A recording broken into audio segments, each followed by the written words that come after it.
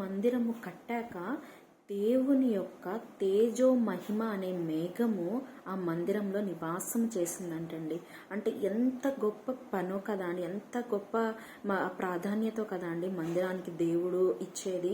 మరి అలాంటి తేజో మహిమ మరి ఇవాళ మనము ఉన్న మందిరాల్లో ఉంటుందా?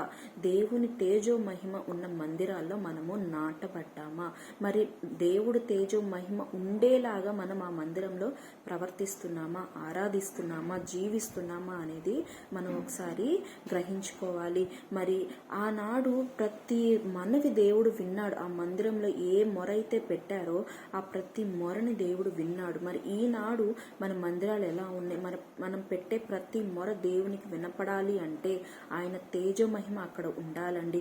మరి అక్కడ కాపరులను దేవుడు నియమించాలి. అక్కడ చేసే ఆరాధన దేవునికి ఇంపుగా ఉండాలి. అక్కడ చేసే కార్యాలు దేవునికి ఇంపుగా ఉండాలి. కనుక మన ప్రవర్తన చూసుకొని దేవుని సంతోషపెట్టే విధంగా మనం బ్రతుకుదాం. ఆమేన్.